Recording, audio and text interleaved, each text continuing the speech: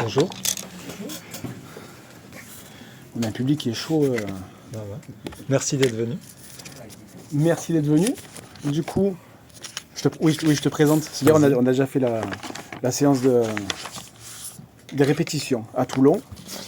Du coup, Franck Biancarelli, qui est donc le dessinateur de Greenwich Village, qui est paru chez Le Lombard dans la collection Signée, vient donc dans le cadre de la tournée Signée, où tu as fait déjà plusieurs dates. La bande dessinée est scénarisée par Lewis Trondheim. Avant de commencer, qui l'a déjà lu? Une personne. Ok, très bien. On va essayer de ne pas spoiler. On va pas tout dévoiler. Dans le format de la rencontre, si vous avez des questions, n'hésitez pas à vous lever la main, comme à l'école. Je vous donne la parole. Mais Franck a envie aussi d'interagir avec vous. Et des fois, si vous avez des questions pertinentes ou pas, des fois. Mais si vous avez des questions, n'hésitez pas. Dans l'échange, c'est ce qui se fera. Pertinente ou impertinente. Voilà. Franck, pour ne pas faire la même chose qu'hier, est-ce que tu pourrais pitcher la BD et après on va revenir sur ton parcours. Mais est-ce que tu pourrais pitcher la BD? Essayer de pitcher la BD. Pour ceux qui ne la connaissent pas, pour la vendre. Alors, en fait, c'est l'histoire d'une jeune femme qui se réveille à la première page, qui se réveille en 1959 dans un corps qui manifestement ne lui appartient pas puisqu'elle est sûre de vivre en 2025. Et on comprend très vite qu'elle n'est pas folle, quoi, parce qu'elle connaît... on est en 59 et elle connaît des choses de 2025 qui étaient impossibles de connaître à l'époque. Et elle n'a aucun souvenir, par contre, de qui elle est vraiment, de ce qu'elle fait là, comment elle est arrivée là. Donc c'est une situation extrêmement étrange, un peu angoissante. Et puis elle se retrouve à vivre malgré tout en 59. Donc à la fois il faut bien vivre dans cette nouvelle époque qui lui ressemble peu parce que la place de la femme n'était pas tout à fait la même. Et puis en même temps aussi elle a envie de rentrer chez elle. Elle ne sait pas trop comment faire. Elle ne sait pas trop exactement ce que ça veut dire. Mais petit à petit, au cours de l'album, une solution va apparaître. Et puis elle se retrouve embarquée aussi dans des aventures des sortes de tribulations. Et je pense qu'on peut s'arrêter là. Oui, il ne faut pas tout dévoiler. Voilà, il ne faut pas tout dévoiler. On va revenir du coup au début. Qu'est-ce qui t'a fait plonger dans la bande dessinée ou dans la lecture? Qu'est-ce qui m'a fait plonger dans la bande dessinée ou dans la lecture? C'est très dur de répondre strictement à ça, parce qu'en fait j'ai commencé à lire de la BD, j'étais très, très jeune. Tiens, hier j'ai oublié de te dire ça, mais j'ai réfléchi entre-temps. Quand j'étais enfant, le frère de ma mère faisait son service militaire à Marseille. Mes parents sont en Corse tous les deux, nous on habitait donc à Marseille. Son frère venait de Corse, faisait le service militaire et toutes les semaines ou tous les 15 jours, je ne sais plus trop après tout, j'étais petit, il venait dormir parfois à la maison et à chaque fois il me ramenait un Tintin ou un Picsou ou un truc comme ça. Donc il y a quand même de la transmission. Donc tu vois, ça hier j'avais oublié. Donc c'est vraiment pas la même aujourd'hui. C'est une exclusivité par rapport à hier. Ça, ceux d'hier, ils ne savent pas ça. Exactement. Et donc il y a ça, je pense. Et puis après, j'ai les bandes dessinées chez le marchand de journaux du coin aussi. Alors là, c'était des bandes dessinées surtout de super-héros. Mais c'est parce que c'est ça que je trouvais. Et j'aimais beaucoup le dessin. Je suis pas très fan finalement en grandissant. Je me suis aperçu assez vite que j'étais pas si fan que ça de super-héros. Mais j'étais fan de ce type de dessin. Et voilà. Et du coup, est-ce qu'en lisant les bandes dessinées, est-ce que c'est là que tu comprends que c'est ce que tu as envie de faire? Ou d'essayer au moins Je suis pas sûr que je comprends que de suite, si jeune, à 7, 8, 9 ans, que c'est ce que j'ai envie de faire. Mais par contre, alors ça me percute. Ça, je sais que ça me passionne quasiment instantanément. Il y avait un besoin d'évasion un peu? Je saurais pas dire, mais ça me passionne. Le dessin, comme ça, les histoires racontées en dessin, les bulles, les onomatopées, tout ça me passionne. J'ai envie de comprendre. J'ai envie de refaire, sûrement pour comprendre. De refaire sûrement pour comprendre. Je ne sais pas dire un autre mot pour exprimer le sentiment que j'ai eu, que ça me percute, quoi. Mais ça a trouvé écho en toi Ouais, quelque part, et sans être capable exactement de dire quoi et où. Mais ça a été une révélation, en fait. Une révélation. Et ça se traduit comment, alors? Est-ce que tu commences à prendre une feuille? C'est ça. Je commence à recopier tes personnages? Oui, il y a des dessins comme ça qui me plaisent, que je commence à reproduire. Je me souviens que très jeune déjà, je pense qu'on peut dire que c'est quand même encore jeune, je devais avoir 9 ans. Je commençais à les acheter un peu moi-même ou avec mon père qui m'en achetait de temps en temps. C'était des petits illustrés qui coûtaient 4 francs, vous voyez, 3 francs 50, 4 francs, 4 francs 50 à l'époque. Et je me souviens que je m'amusais à essayer, quand je les ouvrais, de ne pas ouvrir à la première page où il y avait le nom des auteurs, pour essayer de reconnaître le dessin sans avoir le nom. Ça m'intéressait incroyablement. Incroyablement. Donc là, c'est plus le dessin qui te... C'est le dessin qui m'a percuté. Plus que l'histoire, plus que le côté... Oui, et je pense que ces affaires de super-héros, c'était juste parce que c'était ce dessin, ce type de dessin-là, un peu réaliste, comme je continue de le faire, qui m'intéressait. Bon, et après, quand on a 9 ans, les histoires de Spider-Man, quand même, c'est cool, et donc ça m'intéressait aussi. Mais ça passait par le dessin, vraiment, quoi. Vraiment. Et est-ce que tu as une période, avant d'être professionnel, est-ce que tu as une période de fanzine ou d'amateur? Non, très peu, parce que j'ai fait d'autres études que du dessin. J'ai fait des études très, très classiques, quoi. Et c'était dur de faire trop de choses à la fois. Donc je dessinais tout seul de mon côté, quand j'avais le temps. Je faisais mes études. Et j'ai participé à très, très peu de fanzines. Ça a dû m'arriver une fois. Non, j'ai pas fait ça. C'est un tort, d'ailleurs. C'est un tort. Donc tu as une formation de professeur de mathématiques. Ouais, j'ai fait des études de maths. Ne hausse pas les épaules, c'est pas grave. Hein. Non, c'est pas grave. Ouais. Il en faut. Ouais, il en fallait. Ouais. Il en faut. Et donc est-ce que tu arrives, et de quelle manière, à conjuguer à la fois ton rôle de prof de maths et la BD qui sûrement prend de plus en plus de place? Ouais, en fait, j'aimais beaucoup les maths aussi. J'adorais ça, autant que j'adorais le dessin de bande dessinée. Et donc j'ai essayé de faire les deux pendant très longtemps. Et je me souviens que quand j'étais en maîtrise de maths, j'ai bien senti que je ne pourrais pas continuer les deux, qu'il fallait que j'abandonne ou l'un ou l'autre. Ouais. Et donc je me suis mis un peu à enseigner en prenant des postes de vacation, comme on appelait ça à l'époque, de vacataire. Et avec vraiment l'idée là de devenir dessinateur de bande dessinée et consacrer le maximum de mon temps à essayer de devenir. C'est à ce moment-là. C'est après la maîtrise, j'ai vu que je n'arriverais pas à faire les deux d'une façon qui me satisfasse. Donc du coup, tu n'es pas passé par une école d'art ou de dessin? Jamais. J'ai fait tout seul. Sauf, comme je te disais hier, à un moment, je suis allé voir un dessinateur de bande dessinée qui s'appelle Christian Rossi.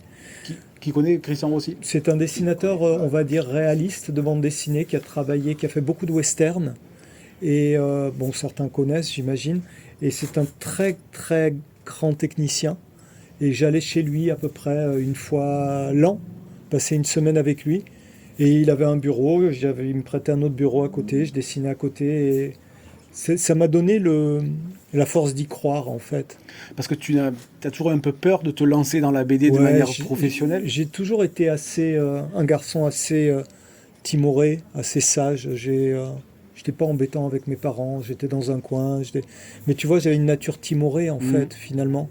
Comme souvent, les gens qui se mettent dans un coin et qui dessinent toute leur vie, c'est pas non plus des extravertis. Pas des grands agités. Ouais, c'est pas des extravertis. Mais, et du coup, alors, Christian Rossi, qu'est-ce qu'il t'apporte à ce moment-là du dessin? Est-ce qu'il t'apporte des bases? Est-ce qu'il t'apporte des fois des... Dessins strictement, pas tant de bases que ça, même si... pendant une année, on a eu des échanges épistolaires, donc je lui envoyais des dessins et il me faisait des corrections. Donc c'est toujours très intéressant de voir ses propres dessins, mais en mieux, tu vois. Corrigés en mieux, et donc de comprendre. Donc ça, quand même, ça a été pas mal. C'était des corrections de mes dessins, c'était des personnages, des poses de course, tout ça. Des proportions peut-être qui étaient... Ouais, des proportions ou des positions, qu'un personnage commence à court. Ah oui, c'est vrai que le mien n'était pas terrible, celui-là court mieux. On comprend des choses à ce moment-là, ça pendant un an. Et puis après, par contre, quand j'allais chez lui, on parlait beaucoup de BD. Et je sais plus ce que je voulais dire. Avec Christian, du coup, qu'est-ce qu'il t'apporte dans le dessin? Oui, voilà.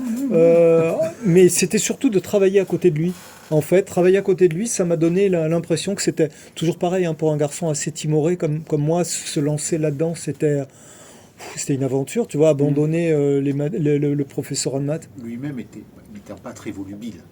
Non, mais disons que lui, il a tout le temps voulu faire ça de sa vie. Il a fait ça très jeune, très tôt. Moi, j'étais vraiment... Ouais, je pense que le mot, c'est timoré, quoi. Donc, me lancer dans la BD, abandonner les maths, me lancer dans la BD, c'était pas gagné, quoi. C'était pas évident. Mais de me retrouver assis à côté dans quelqu'un dont c'était le métier, petit à petit, j'ai fini par croire que c'était un métier. Ça se concrétise. Voilà. Ça se concrétise à ce moment-là. Ça se concrétisait, voilà. Et ça m'a donné de la force, on va dire. Le plus important, je crois que c'est cette force qui m'a donné. L'assurance qu'on peut être dessinateur C'est ça, professionnel. et faire sa vie avec, quoi. Faire sa vie avec. Et comme quoi, ça fait combien de temps que tu es... Ouais, ça fait 30 ans, là je rentre dans la 30e année, donc... C'est un cas appel, la 30e année, Ouais. mine de rien. Non, mais quand je dis 30 ans, ouais, quand j'y pense, je me dis, waouh, ça fait 30 ans que tu as commencé professionnellement, quoi. Parce que mon premier album est sorti en 97, mais j'avais quelques petits soubresauts. Bon, d'abord, il faut un an pour le faire, et puis dès 95, j'avais commencé à vendre un peu des dessins, des petits trucs, quoi. Donc, Donc, tu te fais la main. voilà. Et il y a une grande période Soleil, chez toi, Ouais. l'éditeur Soleil. Ouais, donc célèbre. Exactement. De Toulon. Exactement. Un produit du quoi? Un produit local. Ouais. Et donc là, tu dessines à la fois de la BD historique, de la fausse fantasy, comme Ouais. tu l'as dit hier. Ouais. Mais mine de rien, ça te fait tes armes pour... Ouais, c'était très bien. J'ai adoré de chez Soleil parce que je m'entendais vraiment bien avec l'éditeur Mourad Boudjelal, qui est une figure. Hein. Vous le connaissez tous, au moins pour le rugby, pour tout ça. Et je m'entendais vraiment bien avec lui. Il me mettait à l'aise aussi. Je pense que quand j'ai commencé à être édité, j'avais encore besoin d'être rassuré. d'être rassuré, vraiment. J'ai longtemps eu besoin d'être rassuré. Sûrement un manque de maturité, hein, en fait. Hein, tu vois, tout simplement, un côté enfantin, un manque de maturité. Mais donc, j'ai trouvé ça chez Christian, et puis j'ai trouvé ça aussi à Soleil, quoi, pendant un long moment. Ouais. Voilà, donc j'y étais très bien, en fait. J'étais pas à ma place, stylistiquement parlant, mais j'étais à ma place humainement parce que je me sentais... Ce qui est important, des fois. Ah ouais. Que tu privilégies, du coup, les relations amicales plus que professionnelles. Moi, j'avais besoin de ça, ouais. J'avais besoin qu'on me dise détends-toi, calme-toi. Calme-toi, alors tout que va tu es bien. timoré. Non, mais tout va bien, calme-toi, du genre des stress, quoi. Ouais. Des stress, tout va bien se passer. T'es à ta place. Ouais, j'avais besoin de ça. J'en ai toujours besoin, d'ailleurs, en fait. Mais... Même là, aujourd'hui Ouais, j'ai toujours, on en parlait hier, hein, j'ai toujours le syndrome de l'imposteur, même 30 ans après. Hein. Alors que vous verrez les dédicaces, je pense qu'il n'y a pas beaucoup de... Non, mais... Non, imposteur, non. C'est comme ça. Oui. Ça va me rester toute la vie, c'est pas grave. Et du coup, tu as travaillé avec Serge Le Tendre, Ouais. chez Soleil, Ouais. et tu as un album qui est sélectionné à Angoulême. Ouais. Le tome 2. Ouais, le tome 2, est-ce que là, on en a parlé hier, mais est-ce que du coup c'est un peu la reconnaissance des pairs et de se dire, même si tu n'as pas fait d'école de dessin, est-ce que, tiens, je suis... Tu vois, hier, je t'ai donné plein d'explications, Ouais. tu vois. Donc moi, donc ce syndrome de l'imposteur est toujours là, et j'ai une explication pour...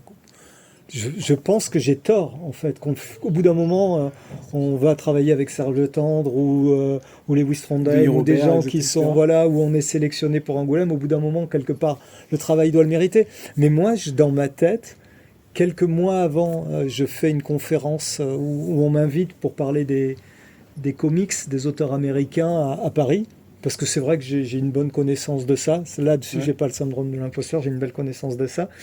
Et avec moi à la table, il y a Benoît Mouchard, qui est le responsable du festival d'Angoulême. Et on copine un peu, on parle comme ça. Et quelques mois après, je me retrouve sélectionné, donc je me dis, ah, c'est à cause de ça. C'est à cause de ça. À chaque fois que je vais dire quelque chose, il va dire oui, mais c'est parce que j'ai fait telle rencontre. Mais mine de rien, c'est les rencontres qui t'amènent. Mais au bout d'un moment, oui. qui c'est t'amène vrai, quelque part. C'est vrai, c'est vrai. Mais ça, tu vois, j'ai toujours un truc pour ne pas guérir mon syndrome de l'imposteur. Jusqu'au bout, ça J'ai va. toujours une réponse. Après, tu fais une rencontre, une belle rencontre avec Denis Robert, Ouais. chez Dargo, Ouais. qui lui t'amène sur quelque chose de plus polar et des fois sur des sujets plus compliqués. On va parler des scénaristes avec lesquels tu as travaillé.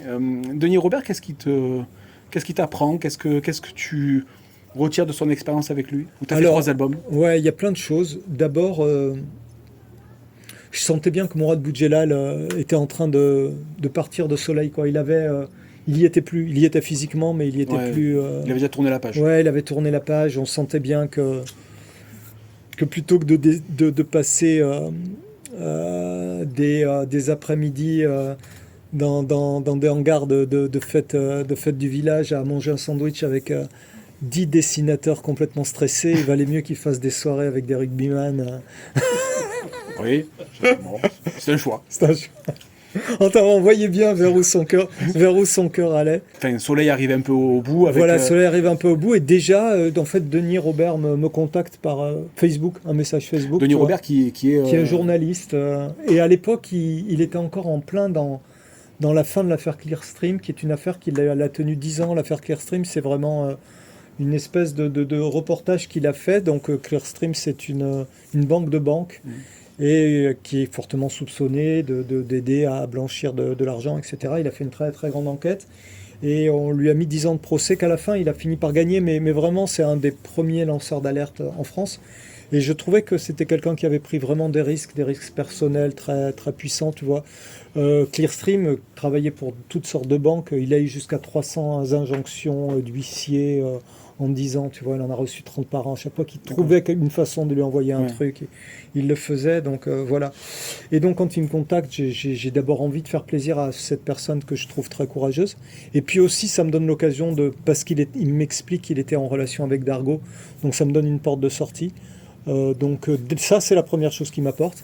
Et puis après, comme c'est un journaliste, c'est quelque chose de très ancré dans le réel aussi, les histoires. Donc je change quand même du tout au tout par rapport à ce que je faisais avant et je fais des histoires beaucoup plus ancrées dans le réel. Ce qui me correspond bien, ce que j'aime bien vraiment, vraiment faire. Donc aussi. c'est plus ton domaine que ce que tu as fait chez Soleil. En tout cas, plus que l'Heroic Fantasy, ça c'est sûr que j'ai fait un peu parce qu'il fallait commencer, quoi. Le livre des destins, non, déjà ça se passait entre les années 30 et 50, c'était finalement très réaliste, j'aimais bien, c'était de l'aventure, mais basculer dans quelque chose de contemporain, d'un peu plus adulte, d'un peu plus Dur des fois. dur parfois aussi, mais voilà, basculer vers autre chose, ça m'a permis aussi de changer mon dessin, d'évoluer un peu, c'était très intéressant à faire. Et tu m'avais dit que ton album préféré, c'était Une erreur de parcours. Ouais, parce qu'en fait on en fait trois, et je me suis rendu compte au troisième, qui est à mon avis le meilleur des trois, parce qu'au bout d'un moment on commence à se connaître, hein, que malgré tout j'avais besoin d'une dimension qui n'était pas... J'avais besoin d'un peu de fiction, quoi, dans ce que je raconte. Donc du coup je suis revenu à la fiction. Mais tu vois, ça me permet aussi de tester, quoi.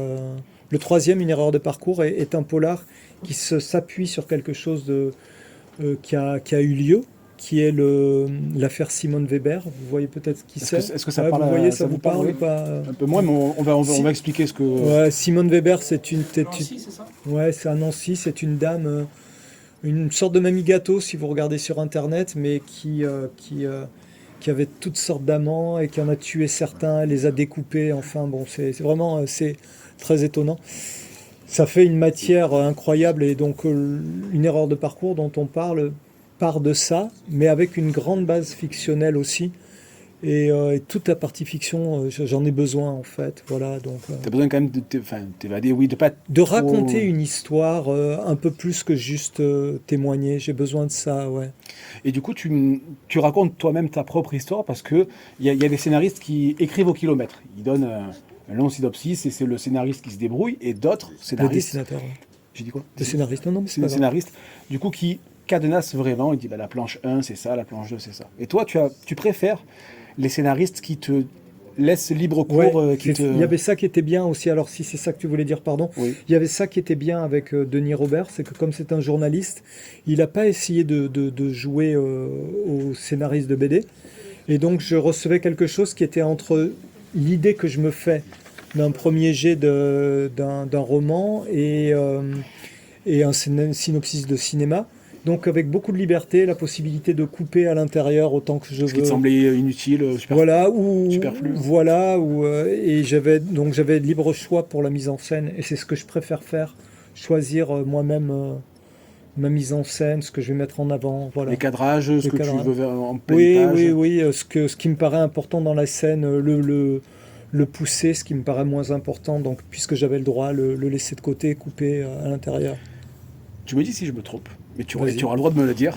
Est-ce qu'il faut avoir un goût pour le cinéma pour mettre en scène une bande dessinée? Puisque là, c'est toi qui le fais avec Denis Robert, de choisir ce qui doit être en pleine page, ce qui doit être en arrière-plan. Est-ce que c'est ce Pas côté forcément visuel? le cinéma, le théâtre aussi. Il faut avoir le goût de la rythmique, en fait. C'est une rythmique, tu vois, la mise en scène.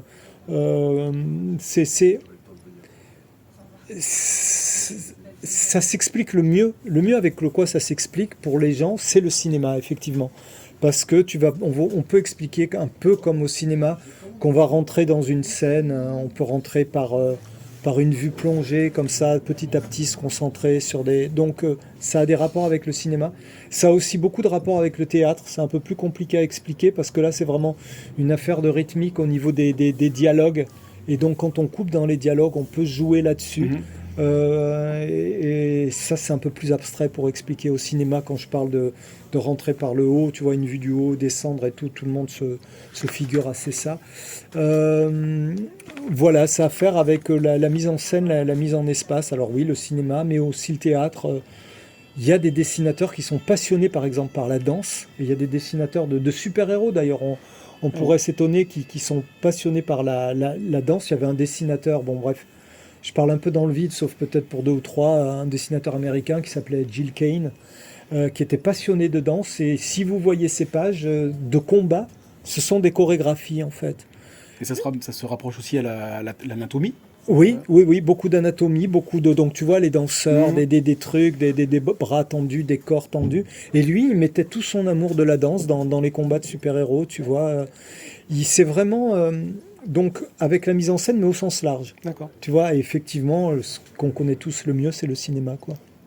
Et là, tu travailles donc avec... Moi, la danse, pas du tout, hein, par exemple. Je danses connais pas du tout... Non, mais j'y connais rien, tu vois. Voilà. Non plus. Voilà. Du coup, là, tu travailles avec Lewis Trondheim. Ce n'est pas votre première collaboration. Tu as fait Carmela Crime avec lui, Infinity 8. Ouais. Qui est venu chercher l'autre et qui a lancé l'idée de tes premiers albums, j'entends. Alors, pour Infinity 8, qui est une série, pour faire court, où il y a plusieurs auteurs, c'est 8 albums. Oui. Et D'où Infinity 8. Et Lewis Trondheim, le scénariste, chapeaute un peu les 8, mais il y a toutes sortes d'autres auteurs qui viennent se greffer, donc c'est une espèce de projet commun, comme ça. Là, c'est Lewis qui est venu me chercher. J'étais très content de travailler avec lui. Comment il est venu te chercher? J'ai reçu un mail. Il m'a dit, je fais ça, est-ce que ça t'intéresse? Je lui ai dit, qui? Ouais, bien sûr, ça m'intéresse. Il me dit, il y aura des co-scénaristes. J'ai dit, bon, alors quelle est la liste des co-scénaristes? Parce que je voulais vraiment travailler avec lui. Travailler avec un co-scénariste, on ne sait jamais au bout d'un moment qui prend le dessus, tout ça. Donc, c'était avec Lewis que j'avais envie de travailler. Donc, j'ai demandé la liste. Il s'avère que dans la liste, il y avait quelqu'un qui était déjà un pote à moi. On se connaissait un peu. Et avec qui, moi, en tout cas, lui, je sais pas, mais moi, j'avais envie de développer l'amitié, qui est Emmanuel Guibert. Oui. Et je dis, s'il y a Guibert, je peux avoir Guibert. Et il m'a dit oui. Donc, du coup, j'ai accepté le projet. Et voilà, quoi, ça s'est fait comme ça. Des fois, la BD est un petit monde. On connaît l'un l'autre, on travaille sur un projet, on veut se retrouver en salon. C'est ça. C'est toujours le problème de ces projets un peu où il y a beaucoup d'intervenants, c'est qu'on sait qu'on n'aura pas la main sur grand-chose. Donc, moi, j'aurais pour objectif de plus en faire des projets comme ça. Bien que Lewis, là, m'en propose un et que j'ai du mal à dire non à Lewis parce que je l'aime vraiment beaucoup. Mais ce que j'essaye de maîtriser vraiment, c'est les personnes avec qui on va travailler, quoi. Et là, tu vois, j'aurais pas dit oui s'il n'y avait pas eu Emmanuel. D'accord. Okay. Ouais, s'il n'y avait pas eu Emmanuel. Là, l'autre liste, la liste qui était des gens tout à fait respectables et qui font du très bon boulot. Mais comme je voulais travailler avec Lewis, n'importe quel autre nom dans la liste ne m'intéressait pas, sauf Emmanuel, quoi. D'accord. Voilà. Et donc, parce qu'Infinity 8 était un peu un galon d'essai, ça se concrétise sur Carmela Crime. Comment vous arrivez à... Alors là, c'est un peu l'inverse. Je fais un scénario du tome 1 qui était parti pour être un gros bouquin, un bouquin de 120, 130, 140 pages. Je fais un scénario et à un moment, je suis pas trop satisfait dans le scénario. Il y a un truc qui va pas. Je suis incapable de dire quoi. Mais je sens que ça me plaît pas. Et comme on s'était bien entendu avec Lewis, je lui demande si je peux lui envoyer, s'il peut le lire, quoi. Et on parle un peu. Et il me dit, en fait, ça marche. Il me dit, mais en gros, hein, c'est un garçon qui tourne pas autour du pot. Il me dit, ça marche, Franck, mais c'est pas intéressant. Alors, bon, moi, c'est honnête. Ouais, j'ai dit, pourquoi c'est pas intéressant? Il me dit, je sais pas, c'est les personnages, tout ça. J'arrivais pas à comprendre ce qu'il voulait dire. Donc, puisque finalement, pour moi, l'intrigue était bien bâtie, il convenait qu'elle était bien bâtie, j'arrivais pas à comprendre pourquoi, si l'intrigue était bien bâtie, c'était pas intéressant. Et au bout d'un moment, je sais plus comment ça se passe, mais en gros, on dit, je te le file, quoi, fais-le, quoi. Et il a rebâti tout le truc, il a transformé les personnages. Et effectivement, j'ai compris ce qu'il voulait dire, parce qu'avec d'autres personnages un peu modifiés, Ça marchait mieux. ça marchait mieux, c'était moins convenu en fait. Parce que c'est vrai que quand on a une intrigue, si on avance l'intrigue, elle peut être même maligne, on peut avoir des passages qui vont donner l'impression qu'on est astucieux, mais ça, il faut le raconter avec des scènes. Et si les personnages sont un peu conventionnels, les scènes avec lesquelles tu vas les raconter sont elles-mêmes conventionnelles. Et ça, je l'ai compris du coup quand je l'ai vu rebâtir l'histoire. J'ai compris pourquoi certaines de mes scènes étaient un peu convenues et pourquoi lui, du coup, ça l'intéressait pas du tout. Ça aurait pu intéresser un autre scénariste plus classique, mais moi, j'avais envie de son avis à lui et donc voilà. Et donc votre collaboration débouche donc sur Greenwich Village. Quelque part, c'est une reconnaissance d'intégrer la collection signée. Ouais, c'est une super collection. Une belle collection. Ouais. Ce sont globalement des one-shots. Oui. Donc, je dis globalement parce qu'il y a quelques-uns qui sont un peu roublards. Comment vous avez travaillé du coup sur cet album ou avec je pense un peu la charte signée, le fait que ça soit un one-shot? Ça démarre un peu bizarrement. C'est un peu, là encore, c'est une idée à moi. D'accord. Donc je raconte une idée à Lewis qui était quand même la base pas très loin de ce qui se passe là, sauf que j'avais une raison. Là, ce que je vous ai raconté, je vous ai dit, elle se réveille, on ne sait pas trop pourquoi. Moi, j'avais une raison. Dans l'histoire que j'ai racontée à Lewis, en fait, c'est un peu, ça je pense qu'on peut le dire sans que vous l'ayez lu, c'est un peu un hommage au comic book des années 50 aux États-Unis, mais même en France, dans les journaux paraissaient des pages de bande dessinée pendant très longtemps, notamment dans France Soir, c'est arrivé très longtemps, même jusque dans les années 80, moi j'ai connu ça. Aux États-Unis, c'était vraiment, une institution. Une institution, merci. Et tous les dimanches, il y avait une page entière et les histoires se suivaient. Et c'est en fait ça le dessin que j'aime, le dessin à l'américaine de cette époque-là, des années, on va dire 30 à 60. C'est vraiment le dessin que j'aime énormément. Et l'idée, c'était qu'à une jeune femme, l'histoire telle que je l'ai racontée à Lewis démarrait comme ça, à une jeune femme des années 2025, quelqu'un, c'était pas déterminé, lui offrait un recueil de ces Sunday Pages, comme on appelait ça, des années 50, en lui disant « Tiens, regarde, c'est rigolo, en fouillant dans une librairie d'occasion, j'ai trouvé ça. Et l'héroïne te ressemble. » Donc elle prend le cadeau, merci, et puis le soir chez elle, dans le lit, elle feuillette un peu la bande dessinée.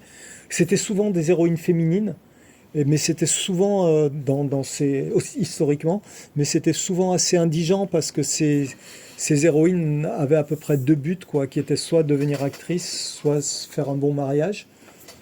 Bon, et donc la jeune femme constate qu'effectivement le personnage lui ressemble, donc elle trouve ça rigolo, constate aussi que les histoires sont un peu indigentes. Voilà, ferme le livre, éteint la lumière, fin de la page, et on tourne, et elle se réveille dans le comic book. C'était ça mon idée au départ. Et pareil, alors qu'elle le savait, elle sait dans mon idée au départ, elle savait qui elle était, de 2025. Qu'est-ce qu'elle fait là? Est-ce que c'est un rêve? Comment elle fait? De toute façon, même si c'est un rêve, comment elle s'en sort? Parce que même si c'est un rêve, de toute façon, elle n'arrive pas à se réveiller. Tu vois, donc bon, l'idée de départ, c'était ça. Donc voilà, je file cette idée à Lewis. Et lui, il la retravaille. Il la retravaille, et en la retravaillant et en parlant avec l'éditeur, donc je retombe sur ta question, en parlant, en retravaillant, en parlant avec l'éditeur, petit à petit, on se dit que ça intégrerait bien la collection signée, parce que c'est un album un peu particulier, ce qui est souvent le cas des albums signés. Signé, ça veut dire signé et le nom des auteurs. Donc signé Biancarelli Trondheim. Ici, en l'occurrence, ça veut dire que c'est un peu une forme de carte blanche pour raconter des récits où on aurait une idée un peu particulière, un peu différente. Et c'est quand même le cas là, puisqu'il y a un très fort hommage. Je vous conseille de lire le bouquin comme ça. Mais quand vous l'aurez lu, à la fin, il y a un petit livret de 6 pages qui explique un peu, qui donne des clés, et vous reprendrez sûrement, à mon avis, en tout cas la plupart des gens le font. On ne parle pas des clés, on ne parle voilà, pas de ces règles. La plupart du temps, les gens font ça. Pas vous dévoiler le... Voilà, reprennent l'album et essayent de voir avec ces clés. Et l'ensemble de ces clés ont pour but de rendre le récit intéressant, évidemment, mais aussi de rendre hommage à la BD de cette époque. Et ce dont je peux parler, c'est que donc c'était souvent des héroïnes féminines, donc c'est des femmes. Il y avait souvent de ces BD où il y avait trois personnages féminins, une blonde, une brune, une rousse, ce qui est un peu le cas ici aussi, même si je vous dis pas comment, c'est un peu particulier. La rousse, c'est un peu particulier. Voilà, il y a toutes sortes de thèmes comme ça qu'on a essayé d'intégrer, mais on a essayé d'en faire une histoire moderne. Moderne notamment avec cette jeune femme de 2025 Parce qu'elle a gardé ses valeurs de 2025. qui se retrouve à... Mais pas qu'à ça, hein, c'est pas un pamphlet féministe, hein, on est deux hommes, le but n'est pas de jouer voilà, hein, les féministes. Enfin, on a des idées, on a des filles. Il a une fille, j'ai une fille. Moi, j'ai envie la même vie pour ma fille que pour mon fils. Donc, évidemment. Mais voilà, le but n'est pas c'est aussi de raconter une histoire, quoi, de rester à notre place. Mais on sent bien que ça peut être amusant, quoi. On sent bien que cette jeune femme des années 2025 qui se retrouve en 1959, ça va être un peu raide pour elle, quoi. Voilà, donc, oui, il y a 2-3 cas. voilà, on voit bien ce que... peu, quoi. Voilà. Des choses qu'elle est obligée d'accepter, et puis des moments où elle se rebelle. Hein, voilà. Obligée d'accepter parce que, bon, il faut bien vivre, quoi. Hein, il faut... Voilà. L'action se passe fin des années 50. Ouais. Et tout à l'heure, on en parlait.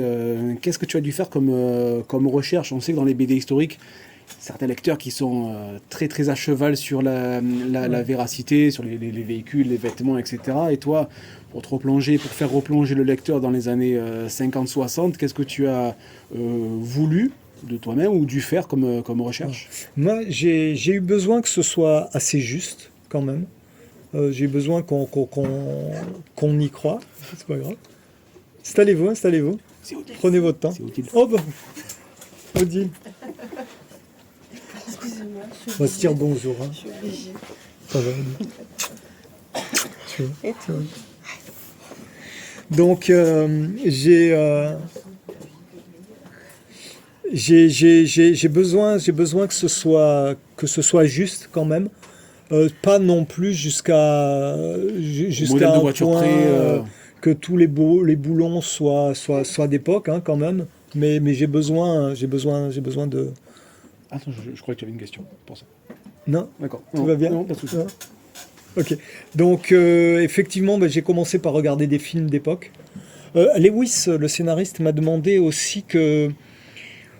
Donc vous avez compris, pour cette affaire un peu d'hommage, les bandes dessinées de l'époque aussi se référaient à certains films. Et ce que je vous disais, ces jeunes femmes, un peu, ces films un peu à l'eau de rose, comme ces BD étaient à l'eau de rose, ça existait énormément. Et Audrey Hepburn en a fait beaucoup dans sa jeunesse. Et Lewis voulait aussi qu'on retrouve dans les personnages féminins un peu les actrices de l'époque. Alors il m'avait proposé 3 actrices. Audrey Hepburn pour la vraie héroïne. Anita Ekberg pour une seconde qui intervient beaucoup dans l'histoire. Il m'avait proposé une 3e actrice pour le 3e personnage féminin, mais je ne l'ai pas senti quand j'ai commencé à la dessiner. Du coup, je ne sais plus quelle est cette actrice-là. Je l'ai pas senti, donc j'ai fait une autre autre chose pour la 3e, totalement inventée. Mais voilà, on a essayé de faire des rapports comme ça. Donc j'ai regardé notamment des films d'Audrey Hepburn et un film que vous connaissez peut-être si vous aimez le cinéma, qui en français s'appelle Drôle de frimousse et en anglais s'appelle Funny Face. Et c'est une espèce de film un peu comédie musicale avec Fred Astaire où il se retrouve à Paris, danse. Enfin bon, c'est totalement fantasmé. L'histoire est très légère, très fleur bleue comme ça, où c'est une jeune femme qui tombe amoureuse d'un vieux monsieur, évidemment. Les mœurs de l'époque. Voilà, etc. Pas que. Voilà. Et voilà, il y a un peu d'indigence dans tout ça, mais l'objectif ici, voilà, c'est de tordre avec ce personnage de 2025, d'essayer de tordre tout ça, quoi. Du coup, il y a aussi une sorte d'appartement. Voilà, et donc déjà des films comme ça, et puis ces filles vivent dans un appartement. Truc que j'ai pas dit hier, il y a une BD très connue américaine à laquelle on voulait rendre hommage, qui s'appelle Appartement 3G, enfin. Et 3G pour Free Girls, en fait. Donc c'était un appartement dans lequel vivaient 3 filles, donc sur le registre de ce que je vous ai expliqué tout à l'heure, très très bien dessiné, et des histoires un peu stupides, hein, on va pas se mentir. Et donc je voulais un appartement comme ça. Et il y a un film de Billy Wilder qui s'appelle je l'ai dit hier, La Garçonnière. Je Je ne sais pas si vous avez vu ce film de Billy Wilder. C'est un film très sympa avec Jack Lemmon, où pour arrondir ses fins de mois, il se retrouve à louer son appartement à ses patrons qui reçoivent leur maîtresse. Alors lui, il est dehors, il attend comme ça dans le froid pendant que ses patrons... Bon, c'est assez drôle. Et puis là-dessus, il y a une espèce de conte de fées, d'histoire d'amour qui se crée, quoi. C'est un film très, très, très, très, très joli, quoi, de l'époque, hein, comme on pouvait en faire à l'époque. Et donc il y a un appartement, puisque ça s'appelle La Garçonnière. Et donc j'ai beaucoup regardé ce film pour construire l'appartement dans lequel vivent mes 3 filles, quoi. Voilà. D'accord. Donc j'ai constitué ma documentation comme ça, et beaucoup de photos de l'époque aussi, évidemment. Alors là, j'ai écumé Internet. Oui, j'imagine. Ouais. Et qu'est-ce qu'on garde, comment on trie, comment on classe Alors j'ai découvert un truc avec ce livre. Je ne sais pas si c'est intéressant, mais je vous le raconte. Dites-le, si ça ne vous intéresse pas, vous le dites. Levez la main, dites non, c'est pas intéressant. En fait, quand on cherche un truc, par exemple, je me suis rendu compte ça au début du livre, et bien m'en a pris, avec les docks de New York. Quand on tape doc New York 1950 sur Internet, ils sortent tout le temps les mêmes photos, tout le temps. Et j'ai vu des photos que j'avais déjà utilisées il y a très longtemps pour un dessin de commande de pub que j'avais fait. Et puis surtout, j'ai vu des photos que d'autres avaient utilisées, donc ça me satisfaisait pas. Puis je me suis rappelé que j'avais un livre de vieilles photos américain, qu'un auteur américain m'avait envoyé. Et là, je suis allé taper les légendes des photos. Et quand on tape les légendes des photos, donc pour les docs, par exemple, j'avais des photos de docs, mais avec des légendes, avec donc des lieux précis, tu vois, des numéros, etc. Et quand on tape ça dans Internet, alors là, ça devient magique. Et il sort des photos qui sortent pas autrement, quoi, qui sont, tu vois, dans le fin fond d'Internet. Matière brute. Ouais, qui sont dans le fin fond d'Internet, que personne trouve, en fait. Et là, elle remonte parce que t'es allé taper le bon numéro ou le bon... enfin, bon, voilà, quoi. Faut pas le dire à ChatGPT, sinon il va s'en servir. On peut le dire. Non, mais pour les auteurs, je trouve que c'est vachement intéressant de se dire, du coup, en fait, on a un livre qui déjà fait un tri, qui nous donne des légendes, et on va taper la légende dans... voilà. Et ça a été une source de documentation extraordinaire, quoi. Voilà.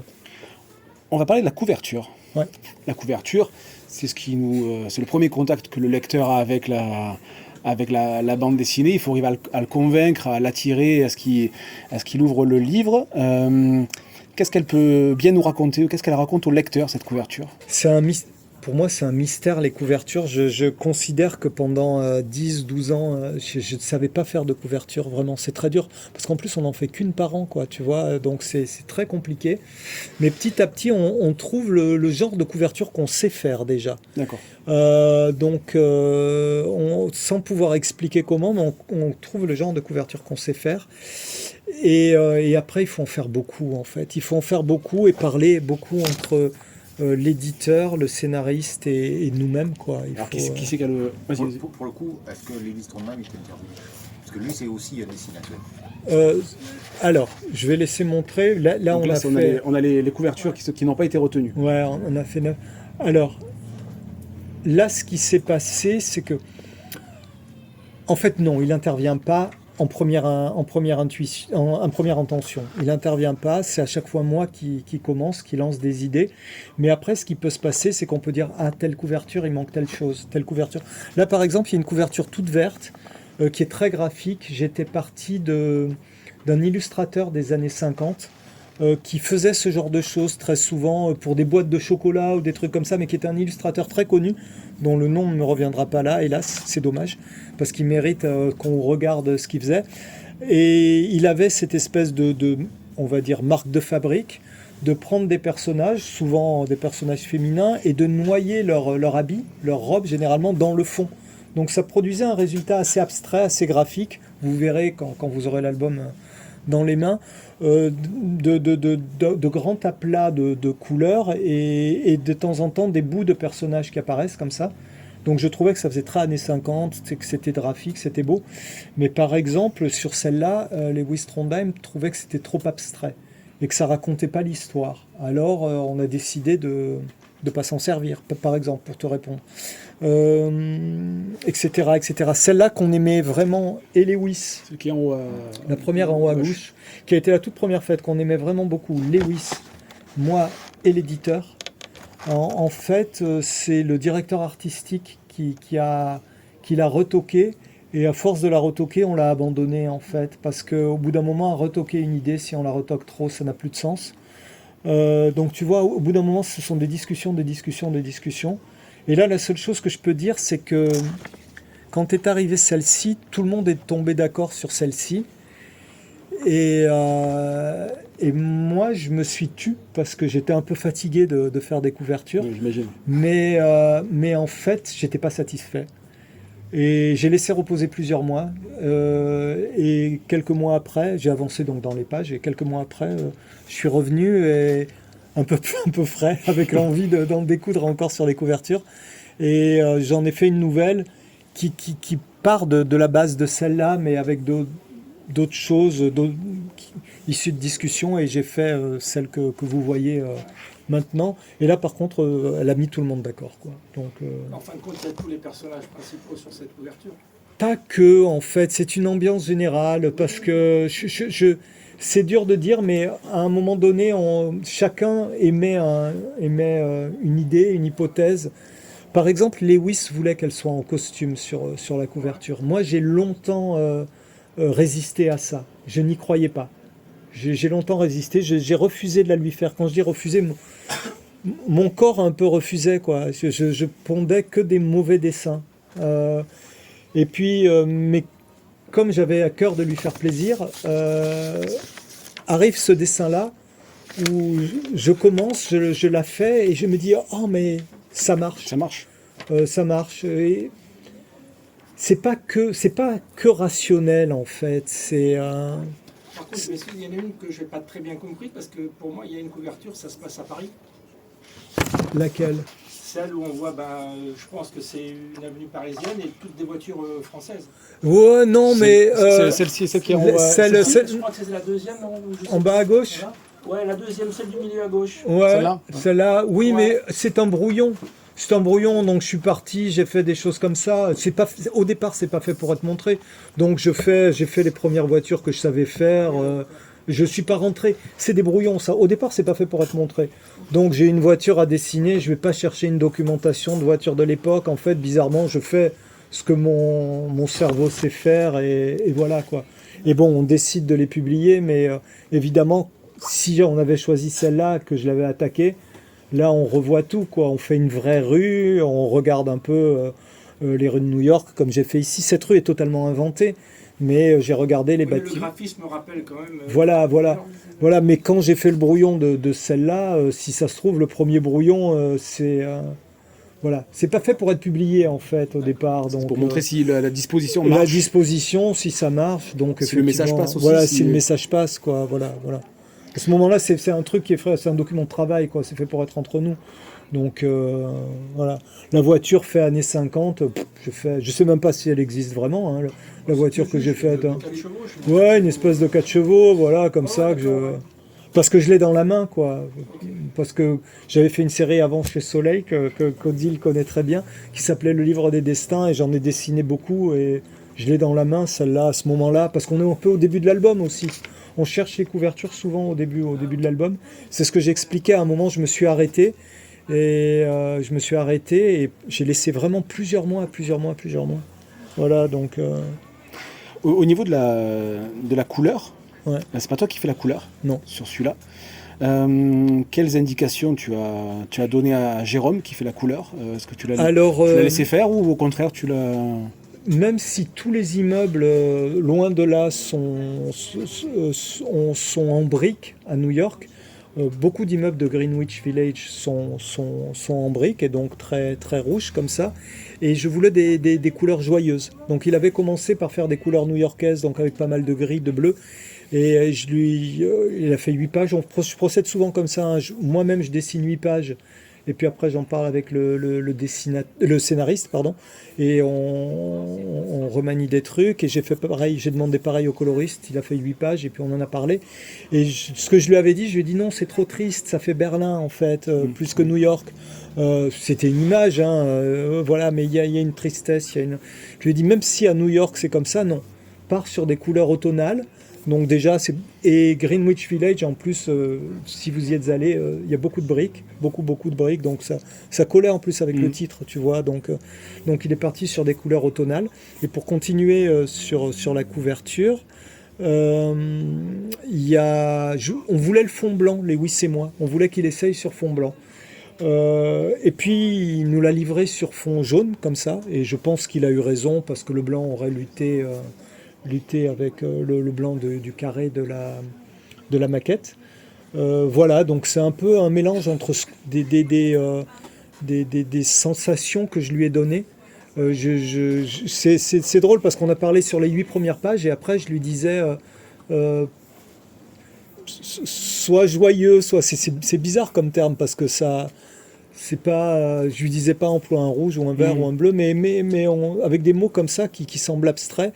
On s'en est sorti comme ça, quoi. Et voilà. Okay. Je réponds à ta question oui. ou pas? Oui, dans les grandes lignes, moi j'ai ma réponse. C'est bon. On arrive bientôt au terme de cette rencontre. Est-ce que tu travailles sur quelque chose maintenant? Oui, je travaille sur un nouveau bouquin.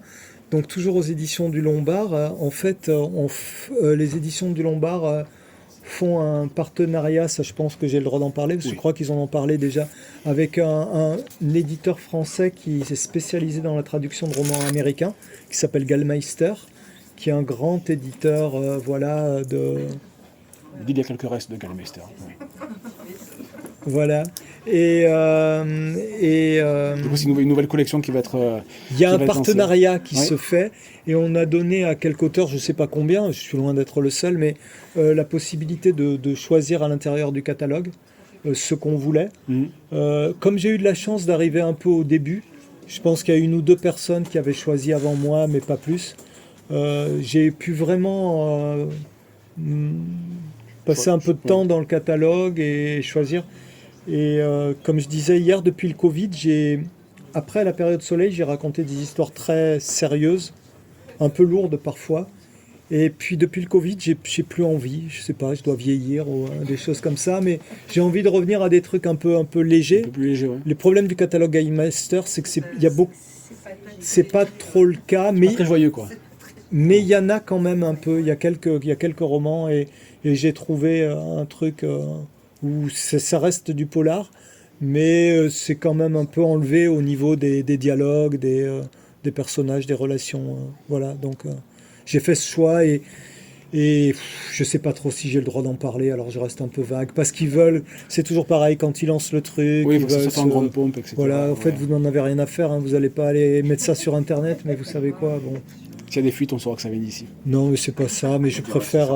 Voilà, en fait, on me demande de rien dire, donc je dis rien. Oui, t'as rien. C'est pas comme si je filmais et que j'enregistrais pas, donc... Non, pas signé, mais au Lombard. Ils vont créer une nouvelle collection. Je sais pas si la question a été posée, vous travaillez toujours sur planche Ouais, un peu les deux. Ouais. Les 60 premières pages, elles ont été faites sur des pages, sur papier, sur des originaux. Et en fait, ce que je disais hier, j'ai cherché pour quelle raison j'avais changé. Parce que tu sais, c'est pas...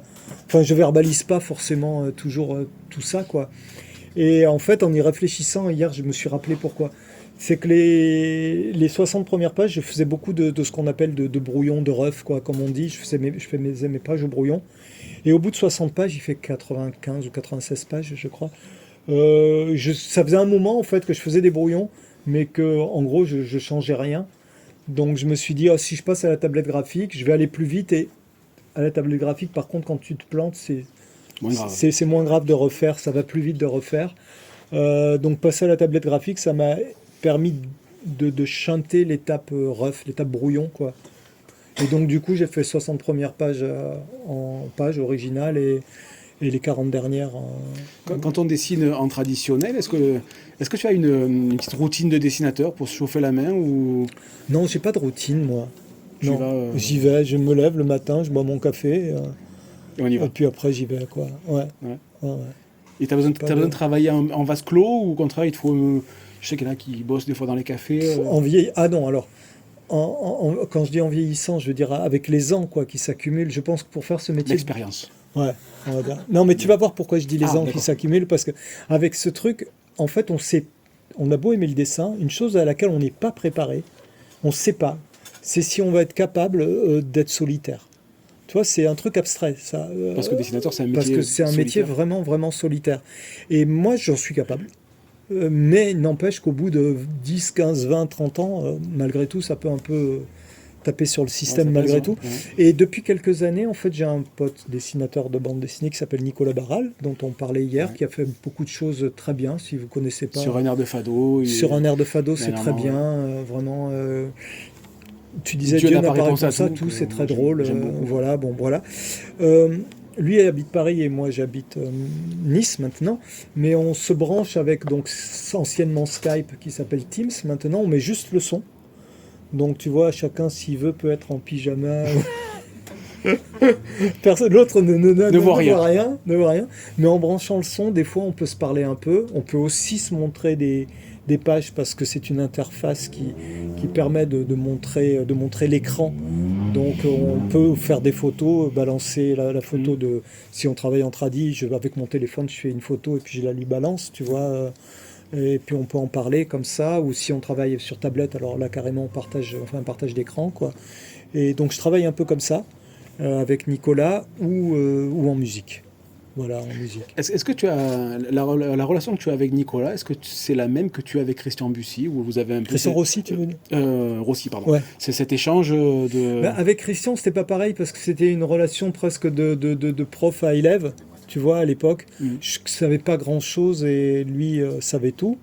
D'autant plus qu'il sait vraiment tout, quoi. Il est vraiment très fort. D'accord. Techniquement, il n'y a pas grand monde qui aurait quelque chose à apprendre à Christian, tu vois. Mais avec Nicolas, on a un peu le même style, on a un peu la même façon de penser. Alors, on s'épaule bien, quoi, en fait. C'est un duo qui fonctionne. Ouais, c'est un duo qui fonctionne. Dès qu'il y en a un qui a un problème, il montre à l'autre. Et ça déverrouille? En fait, des fois, ça déverrouille pas forcément strictement, mais rien que le fait d'en parler, de verbaliser notre problème, en fait, quand on a fini de le verbaliser, on a trouvé nous-mêmes la solution, tu vois. D'accord. Mais on s'est posé, on a arrêté de travailler, en fait. On a arrêté de travailler, on a posé le crayon, on dit à l'autre, attends, je vais te faire le partage d'écran. Pour faire le partage d'écran, il y a 3 manips, tu vois. Et le temps de Donc, faire ça, ça- tu as posé le truc, tu verbalises ton problème, et des fois, une fois sur 2, sur 3, tu déverrouilles ton problème toi-même. D'accord. L'autre fois, en parlant, c'est l'autre qui déverrouille ton problème, et puis des fois, bon, tu restes un peu avec ton problème, mais malgré tout, tu as des pistes, quoi, voilà. Non, moi, j'aime beaucoup faire ça, Est-ce que vous avez des questions? J'ai beaucoup parlé. Juste deux petites questions sans raconter l'histoire, parce qu'il y a des gens qui n'ont pas lu. Est-ce que c'est un clin d'œil, on va dire, sarcastique à l'agent Ouais. des filles, là? Oui, c'est un Est-ce que c'est clin d'œil sarcastique par à... rapport à ce qui s'est passé il y a quelque temps avec eux? Parce que j'ai l'impression qu'il leur ressemble un petit peu. quand Non, alors physiquement, il lui ressemble pas. J'ai pas du tout cherché la ressemblance. Vous pensez à Weinstein, c'est ça? Non, non, mais en fait, c'est dans ce sens-là que je dis. Parce que l'attitude, Ouais, c'est dans ce sens-là Cavalier. que je dis. C'est pas un pamphlet féministe. Ouais. On veut pas se faire plus beau qu'on est, non, quoi. mais ça pourrait être juste un Non, mais petit truc. je vais au bout. Juste, les histoires de ces époques, c'était des jeunes femmes qui voulaient devenir actrices. Ouais. Bon, donc on part de ce cliché et on sait maintenant ce que faisaient les agents. Donc à partir du moment où on veut raconter ces histoires-là, mais avec un point de vue moderne, on est presque obligé de faire un agent qui est un sale type, mais sans chercher à ce que ce soit... Oui, d'accord. Voilà, c'est ça qui est intéressant d'en prendre un truc de cette époque-là et de mettre un personnage de maintenant, c'est que ça déverrouille plein de choses et ça fait plein d'échos, mais des échos gentils. On fait pas un pamphlet, on fait pas... Oui, c'est pas à charge. C'est pas... Enfin, ça peut être des fois même un peu à Mm. charge, mais ce que je veux dire, c'est que il faut que ça se déverrouille de soi-même dans l'histoire. Le but n'est pas de faire... le Oui, but est de raconter une histoire. Oui, pas de critiquer Voilà. ou de détruire, Même s'il y a une critique. Mais le but, et c'est ça qui est rigolo, de prendre les éléments de l'époque et de les tous les balancer, clins d'œil sont superbes, c'est vraiment... voilà, de les balancer Moi, maintenant. j'ai et- bien ri avec tous les clins d'œil Ouais. parce que c'est sympa, quoi. C'est vraiment- Alors c'est que c'est réussi. Voilà, bon, tant mieux alors. Ah non, Merci. Je l'ai lu 2 fois. Hein. D'accord. Je l'ai lu 2 fois. Alors, est-ce que vous l'avez lu la deuxième fois avec les fameuses règles dont il ne faut pas qu'on parle? Franchement, il y a des trucs qui m'ont encore échappé. Moi, c'est pareil. Quand je l'ai relu, j'ai dit, ah oui, ça, j'ai compris certaines choses. Oui, parce que pour faire simple, pour pas rester trop vague, mais sans rentrer dans donner ces règles, quand ils éditaient ces pages du dimanche, Les strips, c'est comme ça que ça s'appelait? Pardon? Les strips, ouais. Oui, alors Daily Strip, c'était le strip quotidien, mais les pages du dimanche, c'était quelque chose d'un peu plus conséquent, où on mettait le titre Construit. au début, un peu plus construit. C'est pour ça que dans la première page, pour vraiment rendre l'hommage, on a mis le titre comme c'était Ils appelaient les grandes cases. comme c'était le cas à l'époque. Il faut savoir que ils vendaient ça à plusieurs journaux. Et suivant les journaux, il y avait des règles à respecter, tout ça. Donc ils étaient soumis à toutes sortes de contraintes. Et on a essayé nous-mêmes de se soumettre à des contraintes, un peu comme eux ils étaient soumis. Mais pareil, ces contraintes, essayer d'en faire un truc dans l'histoire, quoi. Voilà. C'est un jeu un peu à deux niveaux, quoi. On la lit.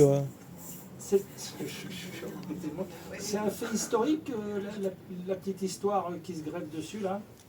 Quelle histoire? Je veux pas trop en parler. Ben, à la fin, on parle. Alors, il y a une histoire, on en parle en quatrième de couve.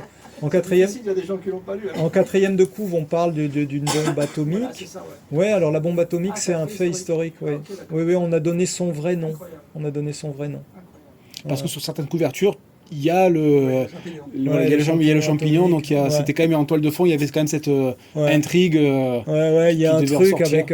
Parce qu'il fallait faire une histoire un peu à raconter, un peu polar, mettre un peu de tension. Donc il y a un truc avec une bombe atomique que vous allez très vite comprendre dès les premières pages.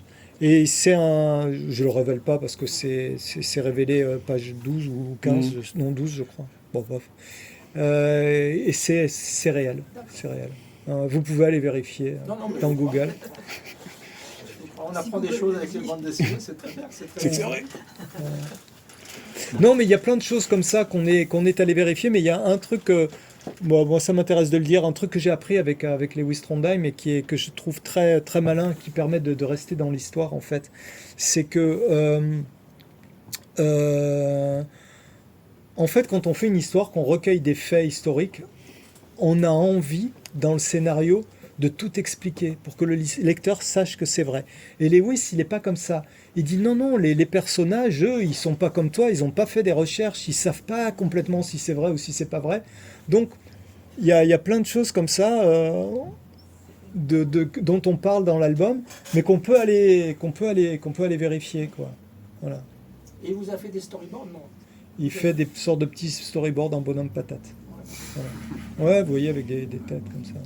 Ce qui est déjà pas mal, ce qui permet de C'est se déjà projeter, bien. Il faut pour ça, parce que toujours pareil, à la fin, quand vous verrez, il faut respecter les règles. Et pour respecter les règles, même si on se les a fixées tous les deux, et même si je dirais c'est plus moi qui les ai proposées à Lewis, ces règles-là, et qu'elles contraignent le dessinateur, pour qu'elles puissent exister, il faut qu'elles soient inscrites dans le scénario. Déjà, dans le découpage en tout cas, il faut qu'elle soit inscrite dans le découpage. Donc il était quand même obligé de faire des petits bonhommes patates. Mais comme on est parti sur des règles pour lesquelles on était d'accord tous les deux, ça ne me gênait pas. Tu vois, tout à l'heure je disais que je préférais être le plus libre possible. Mais... Par rapport à... Allez-y. La dernière, c'est après bien. on fait les dédicaces. D'accord. La dernière, Non. allez. Mais ça paraît, on Allez-y. va Enfin, pas sauf- les amis, eux, ils en ont pas besoin. Sauf Non, si oui. des gens ont d'autres questions. Par Mais... rapport à la situation de l'histoire, si on dit qu'on est en 59, est-ce que une fois vous avez songé à le faire en noir et blanc? Non. Non, La question c'est est-ce qu'il y aura une version luxe? non, il n'y aura pas Non, de mais ça, version. c'est- Non, il y aura On les pas connaît, de les version. amateurs de dessin. Non, il n'y aura pas de version. Non, pourquoi en noir et blanc? Non, Je sais pas, c'est pour, les pages du dimanche étaient en couleur, donc de toute façon. Et puis après, non, je suis pas. Non, c'est pas venu. Je ne vais pas vous faire semblant de vous dire qu'on y a pensé et qu'on a repoussé l'idée. Non, l'idée n'est tout simplement pas venue. C'est ma dernière question. Merci Jean-Pierre. Franck, merci beaucoup pour ce moment. Merci, Merci d'avoir écouté et je vous le laisse pour les séances de dédicace. Tu préfères être debout, c'est ça, je crois? Ou Ah, la table te C'est convient? peut-être, ouais, c'est pas mal. Ouais. Ah ouais, elle est pas mal. Je laisse la place.